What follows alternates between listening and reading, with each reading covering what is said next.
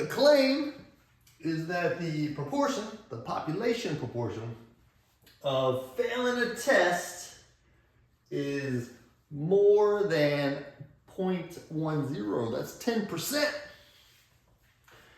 That first sentence gives you the null hypothesis and alternative hypothesis. So just from that first sentence, I have the null hypothesis and the alternative hypothesis.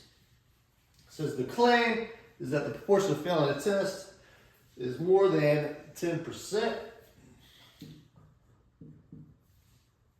So we're going to use P, population proportion. The null hypothesis always has an equal sign.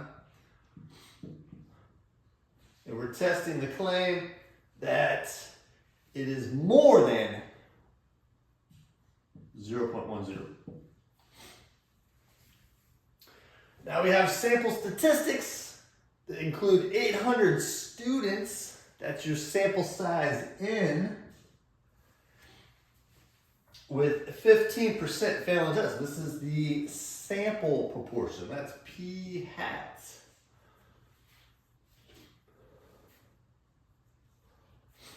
It wants us to find the value of the test statistic. I'll show you a couple ways of doing this. One is to use a formula. It is a fraction with P hat minus P. Oh, there's a fly. Get out of here. And then we're dividing by the square root of this. Now, P hat is the sample proportion. That's the 15%.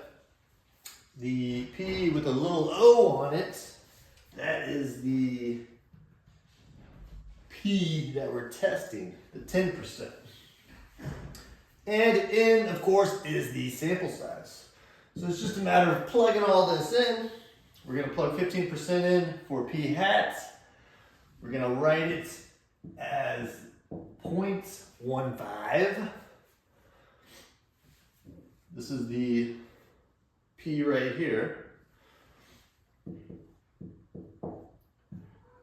then we're going to also plug that into those two P's. And we're going to divide by the sample size, which was given right there as 800. Now, if you plug all this into the calculator, that will give you the answer. Let's plug it in here. 0.15 minus 0.10 divided by the square roots of 0.1 times 1 minus 0.1 divided by 800. And you get 4.714.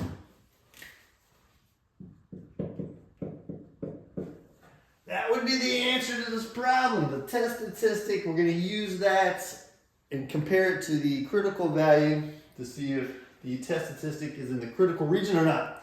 If it's in the critical region, then you reject the null hypothesis. If it's not in the critical region, you say fail to reject the null hypothesis. Now let me show you another way of doing this. If your calculator has statistic options, if it has one prop Z test, then you can also find it. So if I have, this is a TI-84 plus, hit stat button and go over to tests, and I see one prop Z test down there as number 5. It asks for the null hypothesis. It's asking for this, the X, the N, and the type of test.